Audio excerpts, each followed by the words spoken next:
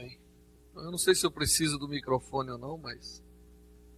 Primeiro, é um prazer falar para os funcionários. Acho que é a primeira vez que eu falo um pouco sobre isso aqui. E, em segundo, agradecer o convite, né?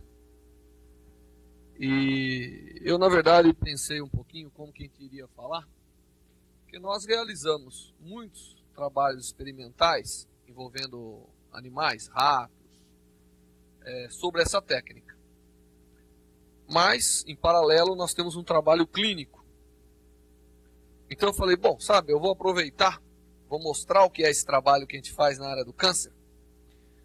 E vou também lembrar algumas coisas sobre o câncer para vocês, para que a gente tenha alguns minutos mais instrutivo do que só de conhecimento daquilo que a gente faz em pesquisa. Então eu vou primeiro fazer uma revisão de como o câncer está escalando atualmente na humanidade. Ele é considerado o problema mais sério e o menos resolvido.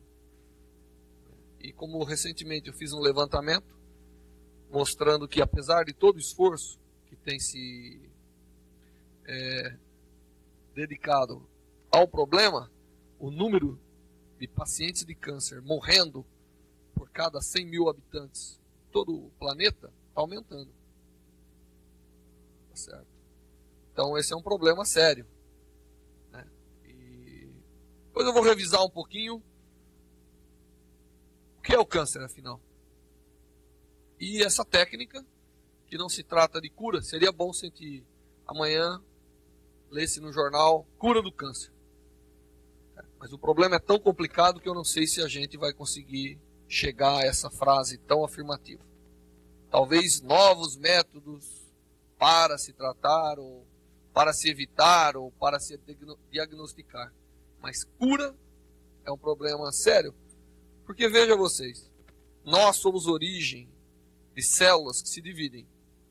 Então, acredita-se, né, embora ninguém provou até hoje, que a origem da vida vem de seres unicelulares. E esses seres unicelulares, com o passar do tempo, foram se dividindo, criando os seres pluricelulares. E aí essas células tiveram que aprender, dentro lá do código genético, dentro de todas aquelas moléculas lá da vida, tiveram que aprender. Então, inicialmente, as células queriam se dividir muito. Essa era a ideia. Uma célula, uma bactéria tem que produzir muitas para sobreviver. Aí depois começou a aparecer os seres pluricelulares. A ordem foi o contrário. Não se divida muito. Se divida o suficiente. Então a vida, ao longo da história, aprendeu a controlar as coisas. Então você, na verdade, tem origem numa célula, ela vai se dividindo. E aí ela aprendeu ao longo de milhões e milhões de anos que tem um momento que tem que parar essa divisão. Mas às vezes, como ali tem um hardware, né? Tem moléculas ali, essa informação às vezes se perde. Por isso que eu acho que é difícil a gente ter de fato a cura absoluta do câncer. A gente vai contornar bem o problema, não há dúvida, mas é uma coisa intrínseca da gente. É intrínseca da evolução da vida. Tá certo? E é um problema seríssimo. Cada vez mais, eu acho. Então eu vou falar um pouquinho do câncer, como se tivesse algum médico para falar aqui, certamente falaria muito melhor do que eu. Mas, às vezes, o ponto de vista de um não médico está mais próximo da gente do que do ponto de vista de um médico. Eu vou falar um pouco dessa técnica, vou mostrar a pacientes. E a Cristina vai entrar com a parte de diagnóstico. Nós concluímos um trabalho que eu acho muito relevante, que usa fluorescência óptica, o toque de uma fibra óptica, para detectar que ali tem um tumor. E esse é o trabalho do qual a tese de doutorado da Cristina foi parte, mas ele continua, né? Então ela vai mostrar para vocês, e a gente já está começando a botar isso na clínica, né? Com pessoas, então ela vai mostrar um pouco para vocês. Então eu vou dividir dessa maneira que eu expliquei para vocês. Deixa eu falar um pouquinho do câncer. Em 1970, o Nixon, quando ele descobriu que a população americana estava morrendo de câncer de uma forma assustadora, ele decretou guerra à doença. Isso foi uma iniciativa do presidente Nixon. E ele então jogou, eu não me lembro exatamente o número, mas é em torno aí de 80 bilhões de dólares para pesquisas, etc. Isso foi em 1970. E aí começou então essa doença que antigamente, antes de 1970, e quem viveu na década de 60 lembra-se disso, que o câncer era tido como um mal incurável, não se tinha o que fazer. Era sentença de morte antecipada. E deixa eu usar o laser aqui. Mas devido à ciência, o envolvimento da ciência da forma e recursos, então em 1970 isso começou a mudar. Em 1971, nós tínhamos a cada 100 mil habitantes nos Estados Unidos, 163 morriam de câncer. Por ano isso. Tá? E esse número, na verdade, se extrapola a nível mundial, com pequenas variações. Aí você vai falar assim, bom, com essa guerra decretada em 2001, depois de 30 anos, esse número deve ter diminuído. Não. Em 2001, a cada 100 mil habitantes nos Estados Unidos, 194 morrem de câncer por ano. Então aumentou o número absoluto. Tá certo? Como eu estou fazendo para cada 100 mil habitantes, não interessa se a população aumentou. Estou sempre pegando 100 mil habitantes. Então, apesar de todo o esforço, hoje morre mais gente de câncer do que morria antes. Então, o aumento das mortes é algo preocupante. No Brasil, nós temos 400 mil novos casos de tumor por ano. Então, todo ano, 400 mil novos, 400 mil brasileiros vão ser diagnosticados como tendo câncer. Isso é mais ou menos 2 São Carlos, dentro do Brasil.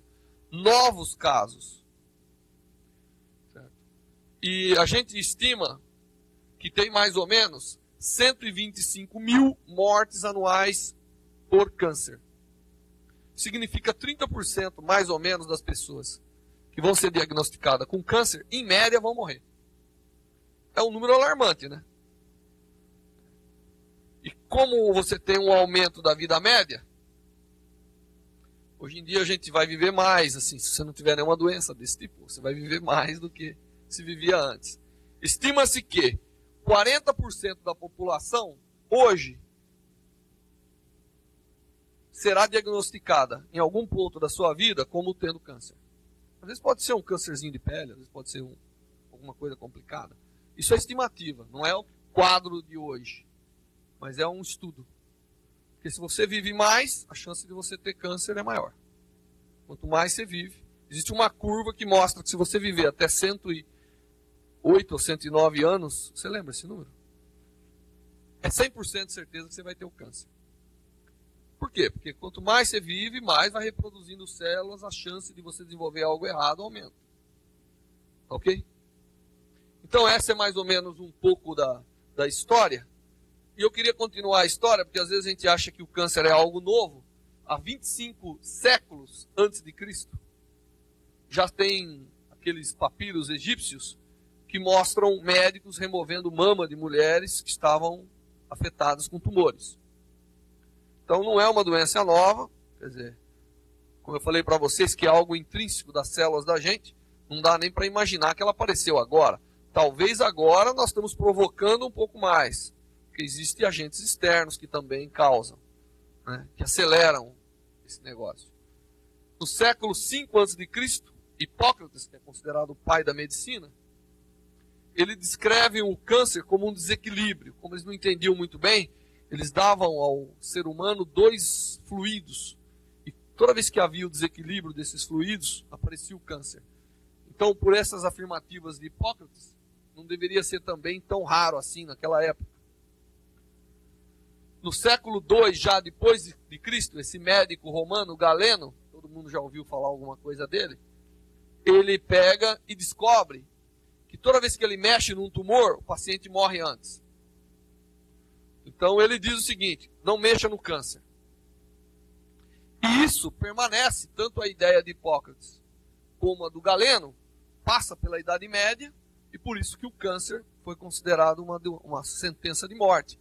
Porque o Galeno fez um trabalho e mostrou que se você mexia, tentava a cirurgia, claro que naquela época as técnicas cirúrgicas eram terríveis, então o paciente morria antes, porque tem uma série de problemas envolvendo a remoção do tumor, porque se você não fizer bem feito a cirurgia, as células se multiplicam ainda mais rápido. É comum a gente ouvir dizer, o fulano tinha um tumor lá, tal, mexeu e agora... Isso é um fato, é uma verdade. E se você corta e deixa, aquilo regenera. É um estímulo para o corpo regenerar mais. Então é um problema. Mas o Galeno já viu isso há mais ou menos 18 séculos antes da gente. E ele falou, não mexam.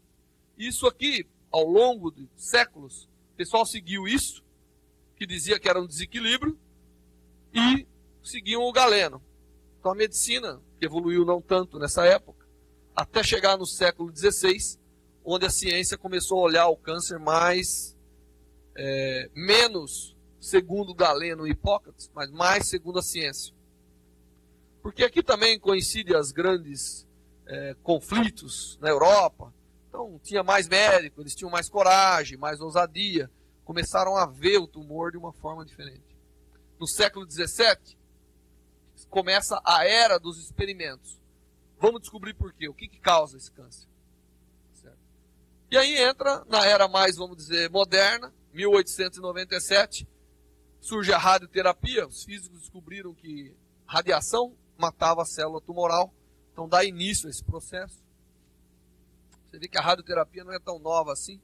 Claro que ela demorou 50 anos para decolar, até se entender, até se desenvolver toda essa dosimetria que tem hoje. Em 1915, o pessoal começou a verificar que havia indução por agentes químicos. Por incrível que pareça, eles descobriram em 1915 que agentes químicos produziam o câncer, mas só em 1960, na década de 60, é que alguém falou, peraí, o fumo é um agente químico, né? O ambiente salubre é um agente químico. Então demorou aqui 50 anos para o pessoal descobrir que determinados agentes químicos vão fazer mal. E em 1970, entra na era de olhar determinadas propriedades, que são os genes que a gente tem, que são responsáveis por tudo. Eles é que dizem a hora de produzir algum produto químico ou não. Então aparecem os oncogenes, que são certos genes que nós temos e que produzem algumas proteínas que fazem com que a célula comece a se reproduzir de forma desordenada. E em 1990 começa a era molecular. Então o pessoal começa a olhar o câncer mais do ponto de vista da constituição molecular da matéria. E tentar alterar as moléculas vitais, tentando contornar o problema. Então, isso é um histórico simples. Tá certo? E... muito bem. Agora, o que é o câncer, na verdade? O câncer é...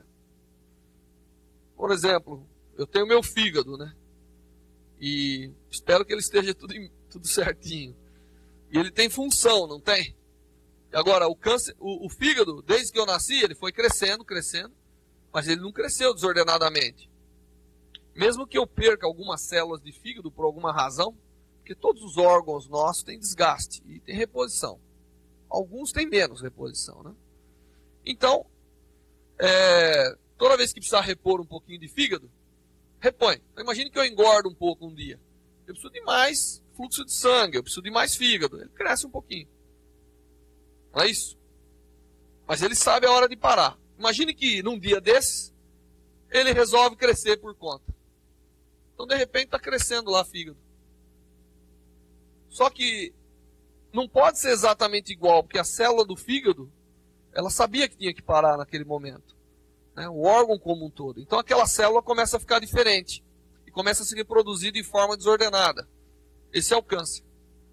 Enquanto ela estiver no fígado, ela é ainda fígado, só que ela é diferente, está crescendo, está impedindo. Pô, o fígado tinha um volume para ocupar aqui dentro, agora já cresceu. Aquela lá não sabe fazer o que a célula normal sabe, e assim por diante. Agora, se aquela célula do fígado sai e vai lá para o meu pulmão, então vai crescer fígado no meu pulmão. Aí a coisa... porque aí eu tenho um pulmão que tem uma função, né, de pegar oxigênio, aquele negócio todo. E ali tem o fígado, que não tem função nenhuma com esse negócio. Então, e ela tem essa característica, a célula cancerosa tem essa característica de mobilidade. Ela vai para um outro lugar e começa a germinar, isso é metástase. Então, quer dizer, é isso que é uma célula cancerosa. É uma célula do nosso corpo que resolveu entrar em revolução e cresce e vai se multiplicando quando não deveria. Existem alguns tipos de tumores. A gente pode dividir em dois grandes blocos, os carcinomas e o sarcoma. E, na verdade, mesmo que a gente não abuse muito, há uma grande chance, como você está reproduzindo célula toda hora, há uma grande chance de você desenvolver, mesmo que você não abuse da vida. Mas é claro que o pessoal sabe que tem agentes iniciantes. Se eu vou lá e agrido, então eu faço o meu organismo regenerar mais, e dependendo da agressão que eu fiz, eu modifico, né, a informação que ele tem para regenerar, para criar células. Então tem agentes iniciantes e tem agentes promotores. Tem pessoas que são, uma vez iniciado, vai embora. Tem outros, todo dia nós estamos desenvolvendo alguma célula cancerosa, todos nós. Só que o organismo identifica aquela célula como sendo um intruso e vai lá e combate ela, como se fosse uma bactéria. Tá certo? Quando isso chega num volume enorme, e essas pessoas que são propícias a promover tudo isso, aí o problema fica mais complicado. E a célula cancerosa, ela tem um problema, que ela não sabe a hora de parar de dividir. Então ela vai dividindo. Então aquilo cresce, só não cresce mais rápido porque ela precisa de coisa para crescer, né? O sangue tem que levar ingredientes lá, comidinha para ela. E essa comida para a célula, ela tem um limite de transporte. Você não entende? Você não consegue fazer o alimento chegar nas células além de uma certa taxa, além de uma certa quantidade por unidade de tempo. Porque se não fosse esse limitante, ela ia crescer numa progressão geométrica, que nem a gente aprende lá no colegial. E aí uma vira duas, cada uma deve virar duas, então virou quatro se divide em dois, vira 8, e aquilo explode. É um crescimento exponencial. Mas devido aos problemas de limitação de transporte de ingredientes, ela dá uma curvada assim. Enquanto uma célula normal, ela vai se multiplicando e ela atinge um balanço entre a taxa de nascimento de novas células e de morte. Então nunca muda. Mas a célula tumoral tem esse problema. Certo? E aí a gente classifica os tumores, mas eu vou pular aí. E essas células, como elas crescem muito rapidamente, elas não são bem formadas, né? Não é isso? Elas não têm tempo de formar as coisas muito bem. Então ela tem um monte de defeito. Por isso que o tumor parece feio, né? Tudo desordenado. Não é que nem uma pele lisinha. Porque não tem tempo. A célula cresce para qualquer lado, com qualquer geometria. E as membranas que fazem parte da célula e tudo isso, tem um monte de defeitos. Porque ela não teve tempo de se formar. Não chega ali, ela não se organiza, né? Então vira essa coisa feia, horrível. E ela tem tudo alterado. Tudo que uma célula normal tem está alterado na célula cancerosa, do ponto de vista, vamos dizer, de constituição e geometria, mas também na parte funcional. Ela perde um pouco a função. Então aquele exemplo que eu dei do fígado, aquela célula que cresceu diferente, ela não tem a mesma função da célula de fígado normal, que é chamada hepatócito. Então ela não sabe fazer todo aquele metabolismo que o fígado faz, filtrando certas coisas, fazendo determinadas alterações em tudo aquilo que passa ali, né? Em todas as drogas que passam ali, em todas as substâncias que passam ali. Então, agora, o que eu vou mostrar para vocês, a gente usa exatamente os defeitos da célula para bombardeá-la. Aliás, todo mundo usa isso. O pessoal usa o fato que ela é defeituosa como ponto de fraqueza para usar essas terapias. Então, isso é mais ou menos o tumor. E como se trata o tumor? Bom, não existe reversão do processo. Eu não posso converter uma célula tumoral numa célula normal. Isso não existe. Uma vez célula tumoral, ela é sempre tumoral. Sempre maléfica. Se ela é pouca, pequena, localizada, um tumor que cresce pouco numa região, então ela compromete pouco. Agora, se ela cresce muito, está numa região que compromete a funcionalidade, de repente você não tem fígado suficiente para continuar com as suas atividades hepáticas. Aí você começa a apresentar problema, né? Ou no pulmão. Se ficasse localizado num pedacinho do pulmão sem crescer, ele comprometia um pouco, mas deixaria você vivendo. O problema é que ele não para, ele não sabe parar. Então você tem que tirar, você tem que matar a célula. Qualquer terapia envolve morte celular. E cirúrgico, óbvio, é o mais... é o primeiro que vem à mente, né? Tá ali, eu removo. Só que, claro, é uma técnica fantástica, salva muitas vidas, mas se não é bem feito, o que acontece quando você faz um corte no dedo? O corpo não reage para repor ali o que está faltando? Tanto é que cicatriza, cresceu o tecido, uma série de coisas aconteceu. Se a cirurgia não é bem feita, deixa lá as células, o corpo que estava enxergando aquela célula como inimigo, de repente fala, pô, está faltando tecido lá, eu tenho que estimular o crescimento daquele tecido. Estimula. Se deixou a célula ainda lá, pô, agora ela tem tudo o que quer. Porque o corpo fez uma campanha de levar para lá os ingredientes para regeneração. Então tem que ser muito bem feita. Por isso que é meio perigoso qualquer médico fazer cirurgia de qualquer tipo. Porque tem que ser especialista, de fato, para não criar esses problemas.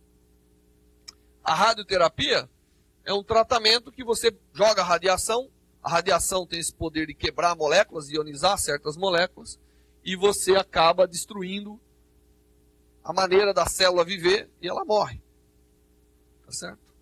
Então você simplesmente destrói ela. Só que a radioterapia, ela tem também seus efeitos. Tudo tem o bom e o mal, né? Tudo tem um fator positivo e negativo. A radioterapia, ela é boa. Aliás, é uma das técnicas mais poderosas que nós temos além da cirurgia. E ela, assim, estou falando do modo geral, né? Claro que tem tumores que a químio vai ser mais indicada. Então, a radioterapia, ela mata, óbvio, mas ela também, ela pode ser uma causa, ela afeta o sistema imunológico. A pessoa que faz radioterapia acaba tendo problemas colaterais, né? Que tem que ser controlados. Claro que isso, o pessoal faz tudo isso sob controle. E ela, então, pode, às vezes, também causar. Ela pode ser a solução e pode ser a causa. A quimioterapia consiste em pegar as células que estão se dividindo, e quando a célula está se dividindo, ela tem uma química diferente, então o pessoal desenvolve maneiras químicas de ir lá e envenenar as células que estão se dividindo. E aí ela afeta, claro, também tem um sucesso muito grande, mas ela pega tudo que está dividindo no seu corpo. Então o folículo do cabelo é um lugar que está se multiplicando. O cabelo cresce, tudo isso, né? Quem tem cabelo, obviamente. E quando você está fazendo quimioterapia, o cabelo cai. Por quê? Porque ali era um spot, era um local de multiplicação. Não é? De alta atividade metabólica. Então, ali tem um problema. E assim por diante. Mas, às vezes, apesar de, em alguns casos, ela ter efeitos colaterais severos, em muitos e muitos casos, hoje ela está tão bem estabelecida que ela leva à cura. Mas, às vezes, tudo isso não é suficiente. Porque senão não estava morrendo aquele número de pessoas. Então, a ciência hoje, ela quer introduzir novas alternativas. Porque se você passou por tudo isso e a coisa ainda continua, você quer ter alguma esperança, não é isso? E aí entram essas novas técnicas, ou essas novas terapias que estão se estabelecendo, e dentre elas está essa que eu vou falar para vocês, que é uma que usa luz. Quer dizer, ela não usa só luz, ela usa luz mais droga, ela é uma fotorreação. É como se fosse uma fotoquimioterapia. Isso aqui é só para mostrar a distribuição dos casos de câncer no Brasil em 2001. Nós temos o gráfico de 2003, mas eu não achei. 2004 tem, né?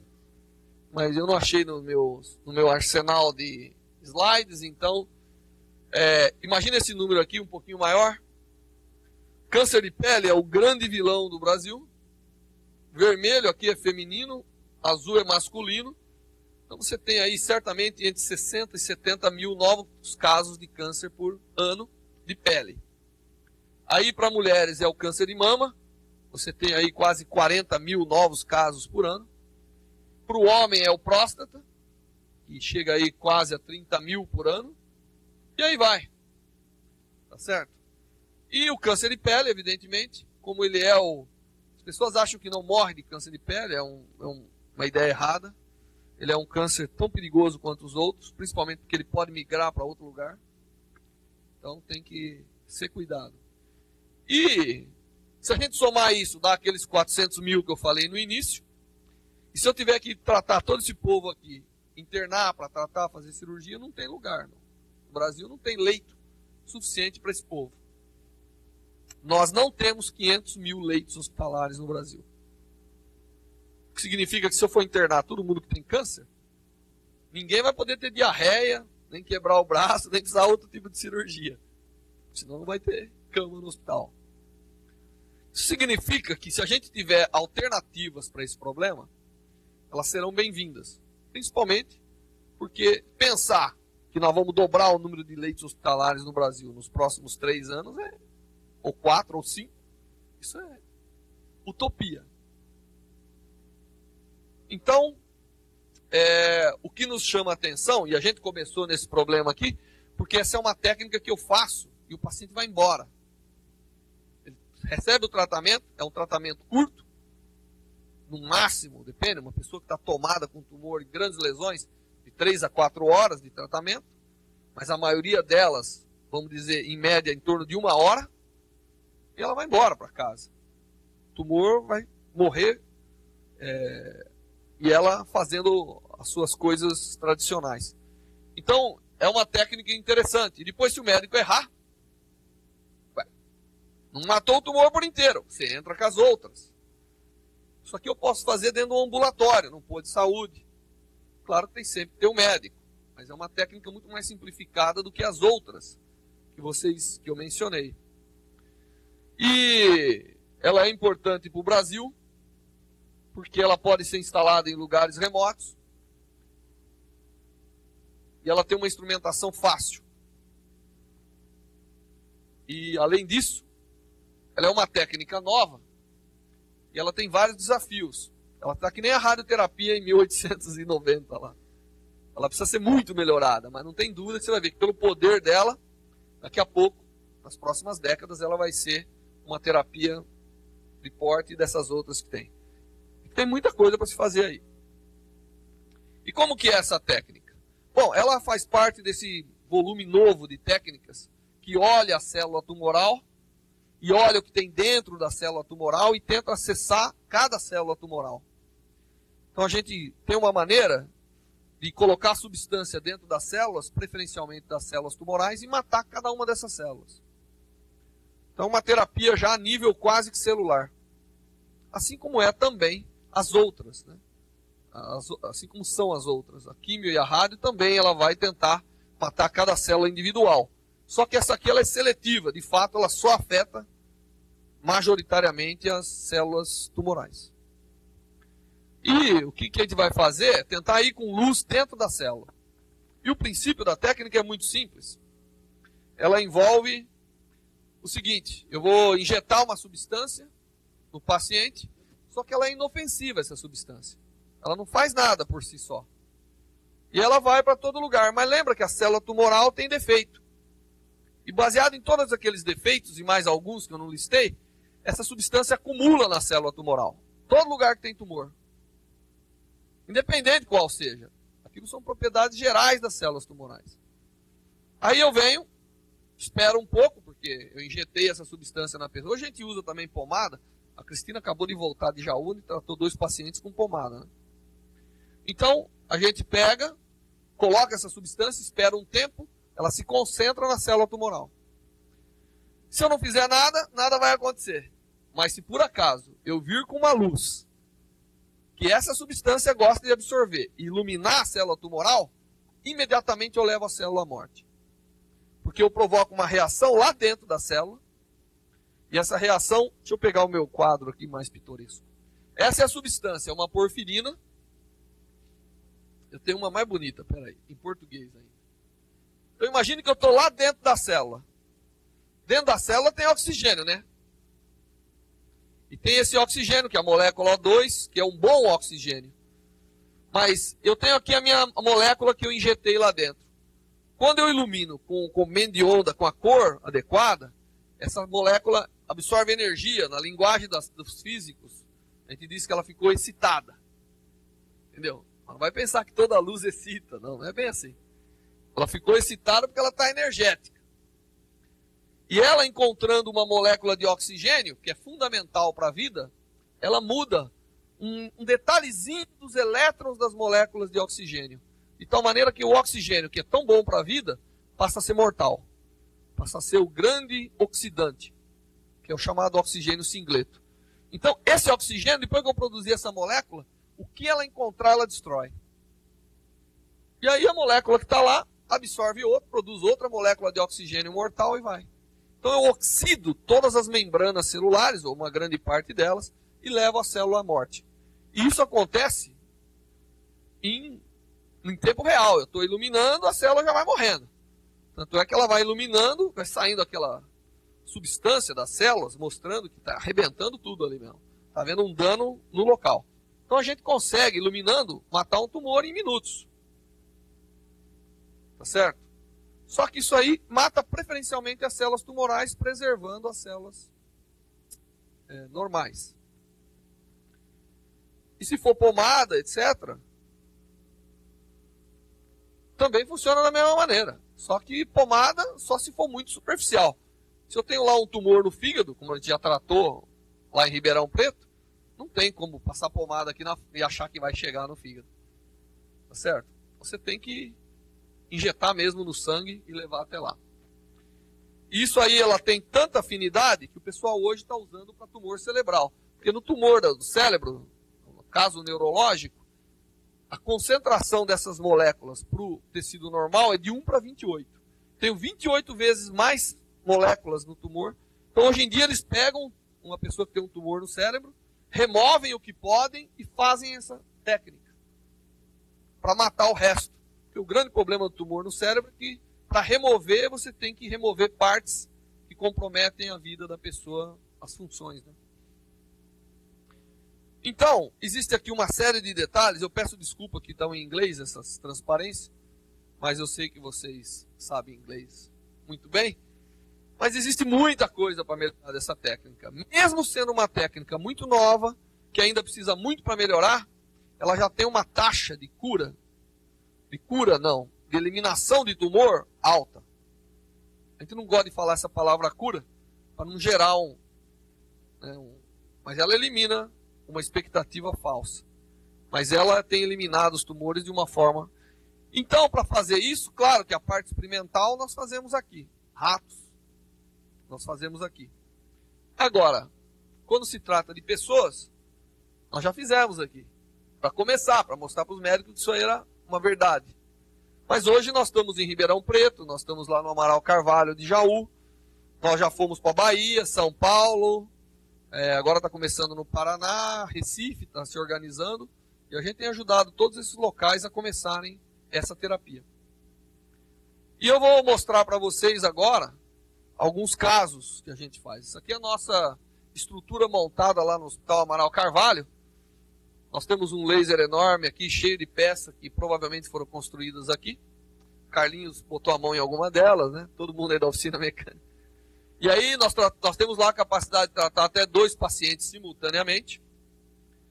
E aí a gente faz de tudo lá. E nós temos tratado vários tipos de tumores. Aqui eu vou mostrar alguns slides que mostram pessoas de todos os lugares que a gente vem trabalhando. Isso aqui é quando nós estávamos realizando um tumor de bexiga, lá em Jaú.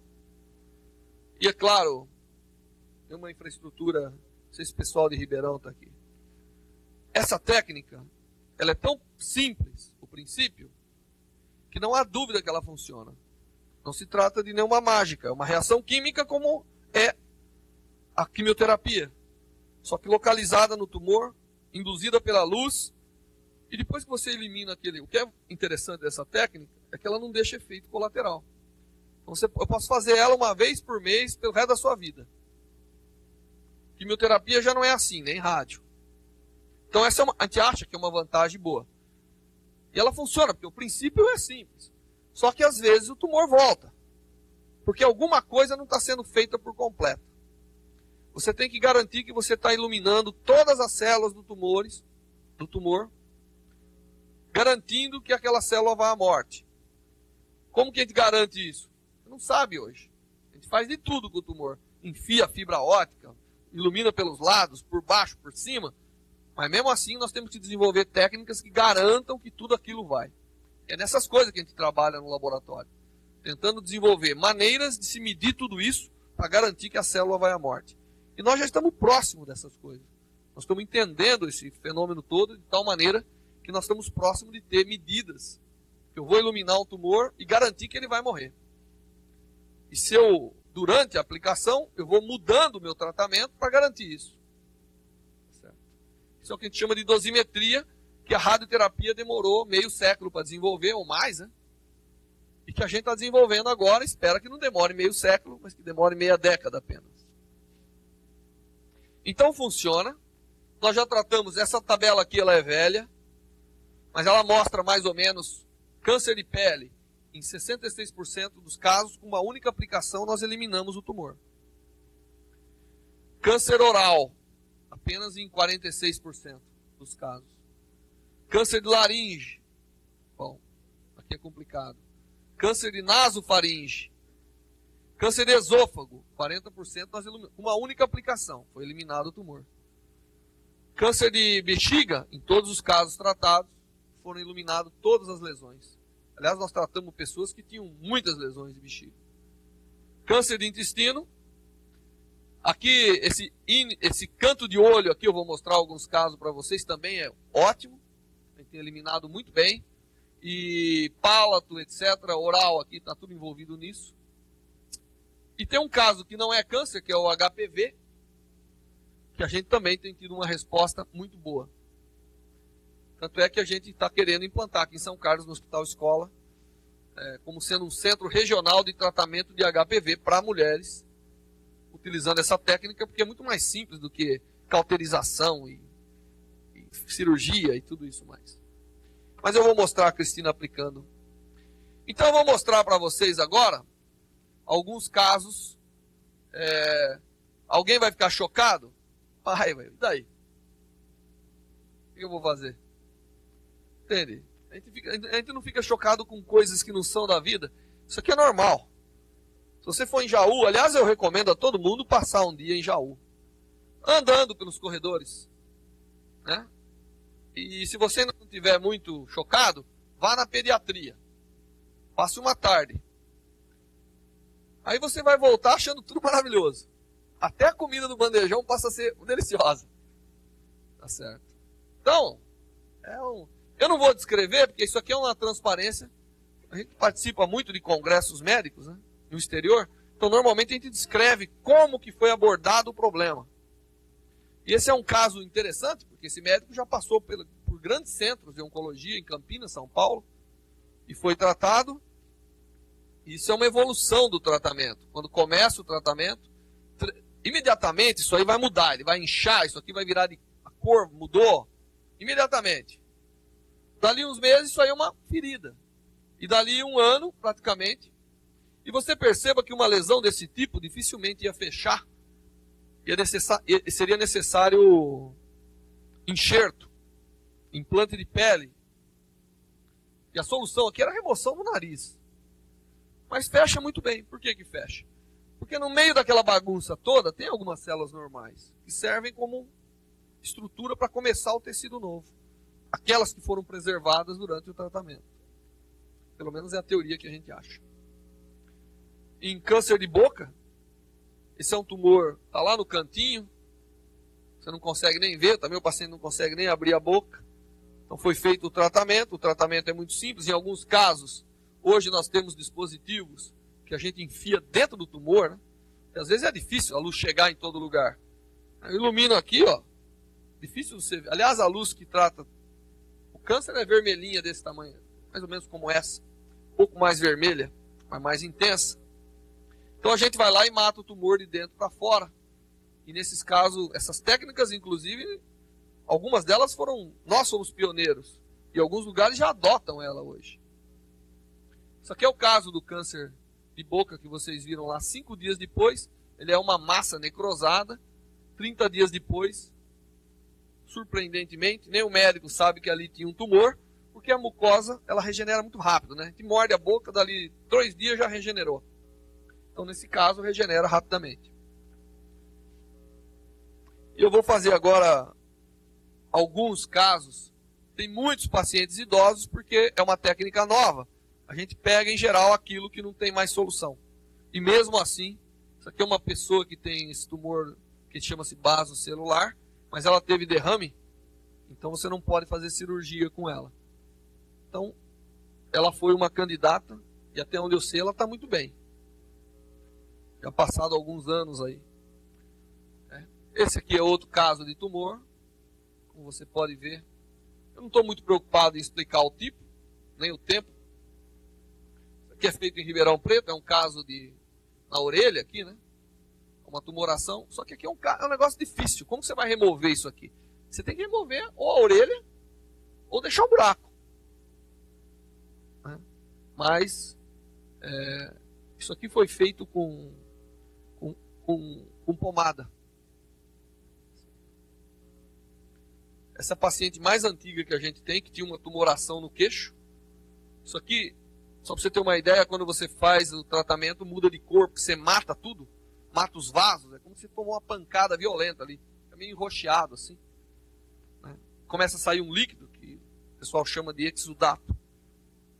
E isso já é sinônimo ou é um indicativo da morte celular. E aí isso vai evoluindo, fica uma ferida que cai a casca, e depois a regeneração é perfeita. Esse paciente aqui é de São Carlos, inclusive, com uma tumoração no peito aqui. Enorme, né? Isso aqui o tratamento é feito depois de 110 dias, praticamente, completamente regenerado, cicatrizado. Esse é um caso interessante que a gente usa muito como exemplo. Esse é um tumor daqueles que sai para fora, chama exofídico. E quando você faz o tratamento, ele fica todo roxo, todo morto. 1 mês depois, ele caiu fora. E ficou lá, tá certo? Se você deixar o tempo, depois de 1 ano, é que eles chamam de uma estética de recuperação perfeita.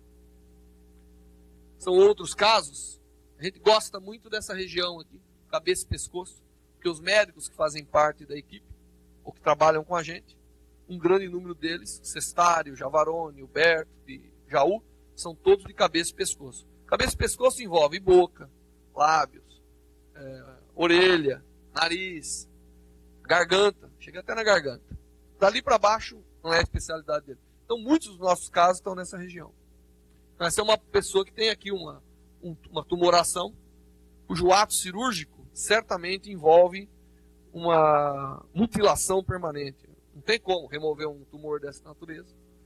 Isso aqui, depois de 15 dias, eu não mostrei no momento da aplicação, no dia seguinte, que ela vira uma bola de inchaço. Eu matei aquele tumor, pô. Tudo ali está agredindo. Mas no dia seguinte disso já regride e aí evolui naturalmente. E depois de 1 ano, isso também é uma paciente de bom controle. E assim vai, né? Tem lesões pequenas. Essa aqui é uma pessoa jovem que ela não queria remover a ponta do nariz aqui. Então ela se submeteu ao tratamento e ficou muito feliz. Isso são tumoração de canto de olho. E esse aqui é um problema complicado, porque o tumor normalmente penetra para dentro do olho. E aí você tem que remover o olho. E se ele continua, nós temos um paciente que foi removido o olho cirurgicamente e continuou, e a coisa vai caminhando para dentro. Não para, não. E essa técnica se presta muito bem a isso. E aí tem muitos outros. Né? Isso aqui é o caso de pálpebra.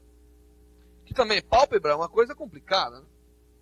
O médico precisa ser muito bom para refazer uma pálpebra. É isso.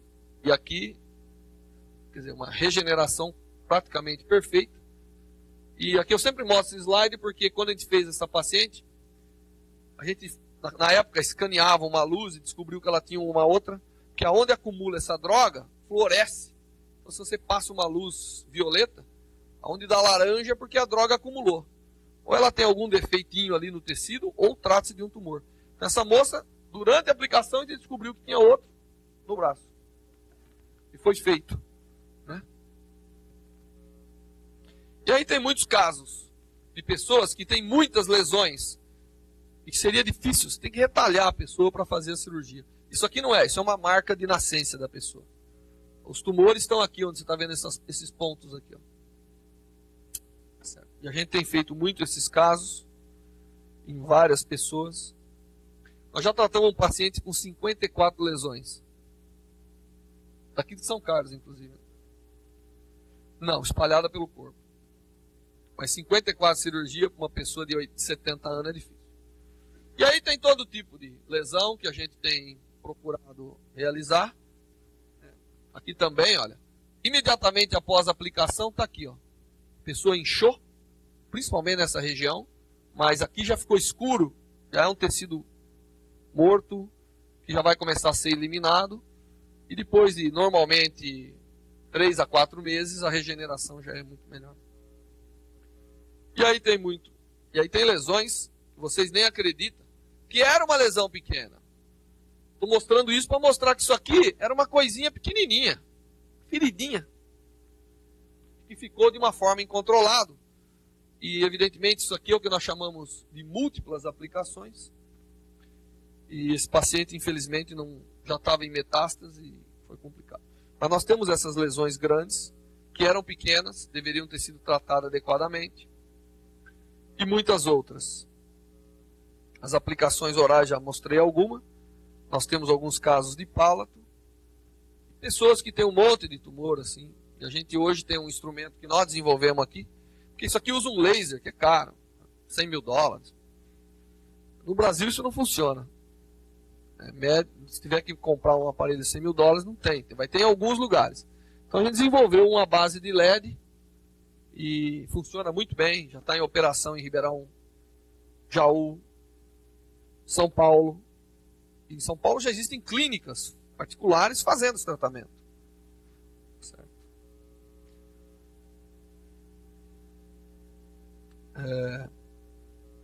Bom, caso de esôfago, nós tivemos uma saída bem brasileira, porque normalmente você tem que enfiar o endoscópio e segurar a fibra lá na frente do tumor, né? O esôfago tem um tumor que normalmente é na lateral, o esôfago é como se fosse um tubo, e normalmente a gente vem com uma fibra óptica que tem difusores e que ilumina lateralmente o tumor. Só que o paciente às vezes tem que ficar com o endoscópio 1 hora. Então a gente pegou uma técnica que a gente enfia uma sonda transparente, posiciona a fibra e tira o endoscópio e o paciente fica ali. Pode até conversar se quiser, durante o tratamento. E o resultado, normalmente, você tem um tumor, após a aplicação, aquilo vira uma massa morta, meia amarelada aqui, porque tem várias coisas que acontecem simultaneamente. E no caso de tumor, nós temos alguns casos de esôfago, alguns casos de cura, mas em todos os casos um prolongamento da vida do paciente considerável. Porque às vezes no câncer o inimigo não é a morte, é o sofrimento. Então você tem que eliminar o sofrimento. O que resta de vida tem que ser bem vivida. E o paciente com câncer de esôfago para de comer, beber. Vocês já viram um paciente com câncer de esôfago? É uma morte triste. O cara morre de fome e sede. Tem que ficar enfiando de sonda. Ele está condenado a não sentir mais gosto de nada. Tudo é injetado direto no estômago. É uma tortura. Então se a gente conseguir fazer o paciente ficar comendo, já é um ganho enorme. É um câncer muito agressivo, o de esôfago, né? E todas as mucosas são, né? Ele é normalmente chamado espinocelular. Ele é agressivo, rápido, mortal. Nós fizemos já intestino. Isso aqui é um caso de HPV. Então, HPV, não sei se vocês sabem, são lesões que aparecem, são transmitidas sexualmente, é um vírus. Né? É um papiloma vírus. Cria lesões, principalmente na mulher, cria no homem também. No homem, recebe o nome vulgar de crista de galo. Mas a mulher, o que acontece é que as lesões ficam distribuídas dentro da vagina, inclusive fora, e tem que ser removido, né? Sangra, cria complicações das mais variadas. E aí então, existe ato cirúrgico, criocirurgia, cauterização. Mas, normalmente, quando você tem uma grande lesão, você tem outras que você nem enxerga. E a gente desenvolveu dispositivos que você ilumina toda a vagina da mulher. E o que é interessante é que você destrói essas lesões, necrosa as lesões, e a consistência do músculo da vagina, da mucosa, volta a ser normal. Enquanto, dependendo do ato cirúrgico que for fazer, ela não volta a ser normal mais. Perde a elasticidade. Então, você tem pessoas jovens que perdem a vida sexual, né? Porque fica rígido, um tubo rígido. E tem vários casos disso. Em Ribeirão Preto, a gente trabalha muito com a parte de dermatologia e a parte de gastro. Esôfago, fígado. E nós temos feito vários casos. Esse aqui é o nosso paciente predileto, que não é paciente, é o Marcas, que está aqui. Ele está servindo de modelo para mostrar um aparelho que foi desenvolvido aqui e que hoje nós já passamos a tecnologia para outro lugar. Já está sendo fabricado, aprovado pelo Ministério da Saúde, com uma grande chance de ser exportado para o mundo inteiro. E outros casos mais aí. E isso, evidentemente, é o nosso grande desejo, é recorrência de câncer de mama. Depois que a mulher removeu a mama, em alguns casos é o que acontece, o tumor volta na pele, chama-se recorrência cutânea. Essa cirurgia de remover a mama chama-se mastectomia. E aí depois que voltou, não tem o que fazer. Mas a fototerapia dinâmica tem se prestado muito bem a tentar, pelo menos. Isso aqui a gente faz em colaboração. Isso aqui são pacientes de Ribeirão Preto. A gente faz também em colaboração com os Estados Unidos, com a Carolina do Norte. E acredita-se, inclusive a gente já publicou na literatura internacional, que essa técnica talvez seja a única opção para esses tipos de casos. Porque não tem mais o que ser feito. E tem se prestado muito bem. Logo após a iluminação, olha, todas aqueles tumorações mudam de coloração, leva a necrose. E isso aqui é durante a aplicação. Normalmente você leva a uma necrose extensa, mas isso aqui vai recuperar com o tempo. Mas é melhor do que a morte. E, evidentemente, essa técnica se presta a outras coisas. Acnes, espinhas. Tem pessoas que são cobertos de espinha. Hoje em dia já está se fazendo. Passa pomada, destrói totalmente aquele tecido e o que regenera livre daqueles defeitos. Psoríase, que é também uma doença que dá em vários lugares. Queloides, tem uma clínica em São Paulo especializada em fazer em queloide agora. O HPV eu já mostrei. E o trabalho que a gente fez foi publicado numa revista inglesa já há muito tempo, mostrando o exemplo brasileiro como um exemplo bem sucedido. E a gente continua trabalhando, tanto do ponto de vista clínico, quanto do ponto de vista experimental. Cada vez que a gente faz um experimento no laboratório, a gente consegue melhorar o tratamento clínico. Então a gente aprende. Existem muitos aspectos que eu não estou entrando em detalhes, como que a droga chega na célula, existe muita física e química envolvida aí. E a gente está tentando aprender tudo o que acontece para melhorar cada vez mais o tratamento clínico. Mas eu acho que a gente já mostrou toda a validade da técnica, tanto é que ela foi até recomendada pelo Conselho Federal de Medicina. Isso aí está explodindo no mundo todo, mas precisa de tempo, precisa de estudo, e eventualmente ela vai ser uma primeira escolha para muita coisa. Em São Carlos, já tem muitos médicos interessados. Nós já chegamos a fazer em São Carlos. Alguns pacientes aqui na Santa Casa. Mas agora existem muitos médicos interessados. E com o hospital escola e a faculdade de medicina aqui, provavelmente a gente vai conseguir fazer uma parceria de oferecer o serviço aqui, né? Já que a gente oferece em Jaú, Ribeirão Preto, São Paulo, Bahia, né? Então a ideia é essa. Junto com isso tudo, a gente aprende um monte de outras coisas. Hoje nós temos técnicas de tratamento de várias doenças não malignas, a laser, até LER, né? Certamente algum aqui já se beneficiou do tratamento que as meninas fazem lá em cima. E outras doenças ou disfunções E o laser, ele é um instrumento interessante, a luz, de um modo geral, é uma coisa interessante, porque você consegue penetrar no tecido, você consegue ter acesso sem ter que furar. Se for preciso furar para levar a luz, também vale a pena. Tá certo? Além disso, a gente faz todo um trabalho de diagnóstico, utilizando fluorescência. O câncer tem sido o foco principal, mas isso aí se espalha para outras coisas. Então, hoje até lesão de ultravioleta a gente está detectando com fluorescência. Se a pessoa ficar muito no sol, a gente é capaz de dizer quão maléfico foi aquela exposição. Mas o foco principal é o câncer. Tá certo? O câncer não precisa de um soldado, precisa de um batalhão. Aliás, não precisa de um batalhão, precisa de um exército. Aliás, nem do exército não funciona, precisa de uma artilharia, mas tem que ter todas as armas disponíveis para ir batendo à medida que é necessário. Tá certo? Eu não sei se isso deu uma ideia do que é essa técnica que a gente vem desenvolvendo. Ela é muito poderosa. Na Europa, na Inglaterra, na Rússia.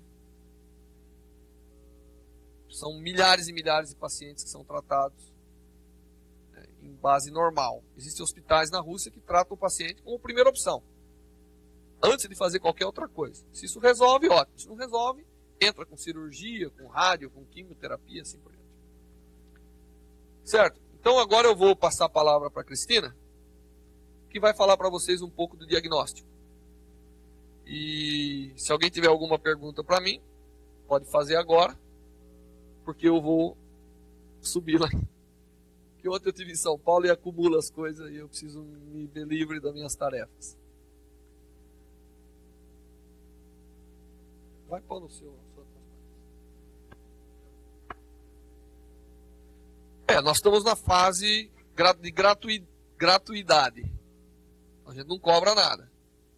Mas em São Paulo, por exemplo, tem clínicas que já podem cobrar. Agora, o que nós fornecemos de medicamento e a gente vai fazer, não se cobra. Agora, você assina lá 1 milhão de papéis, que eu vou usar o seu caso, de quem seja o caso, para publicação, para mostrar em congresso, por diabo a 4. Certo? Então a gente não cobra, mas nós encaramos como pesquisa. Tá certo? E a gente tem tratado muitos tipos, eu não coloquei todos. Tem um caso de tumor de fígado que a gente fez, tumor que tinha mais ou menos 1 quilo, 1,5 kg. Você não estava junto naquele, né? Era um segundo fígado. E nós fizemos e algumas complicações, mas deu certo. O tumor regrediu, ficou lá uma cicatriz e tal, mas a pessoa está vivendo aí, numa boa. E em Ribeirão nós temos um programa que a gente vai intensificar a parte de rim, a parte de fígado, pâncreas, esôfago. Isso vai ser o foco. E mama, recorrência de mama. Mas nós queremos eventualmente fazer próstata. A gente foi para os Estados Unidos, o pessoal já está fazendo próstata. E a gente quer também começar, mas é muita coisa. Né? Mas hoje nós temos mais ou menos cerca de 15 a 20 médicos participando desse trabalho. Nós temos inúmeros bioquímicos, farmacêuticos, biomédicos e dentistas e muitos outros. E é claro que diagnóstico é extremamente importante, porque se você diagnosticar precocemente as coisas, e essas técnicas ópticas, vocês vão ver que com o toque da fibra a gente consegue dar o sinal de alerta. Né? Não precisa ficar coletando material e levar. Claro que sempre vai precisar confirmar, mas como primeiro sinal de alerta é fundamental. Você queria fazer uma pergunta?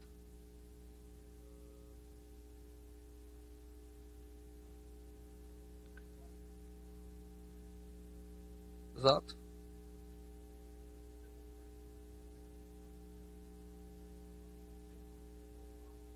Não, depende. Se isso aí passou a ser clínico e o cara está fazendo, aí nós não temos nada a ver com isso. Mas os casos que a gente colabora, colaboramos. Nós fizemos uma mulher na Bahia que o médico periodicamente manda as fotos e tal. Normalmente a gente acompanha. Né? Treinamento? Não, o que você está perguntando? Se eles são independentes, a ideia é que sejam. É que a técnica ainda não é comercial, né? Isso, daqui a pouco ela vira comercial. Aí pronto. Aí a gente não tem nada a ver. A gente ajuda o médico, ensina e ele vai para frente. Aí ele é que vai. Não, aí os nossos equipamentos, nós temos equipamento nosso em Jaú, Ribeirão Preto.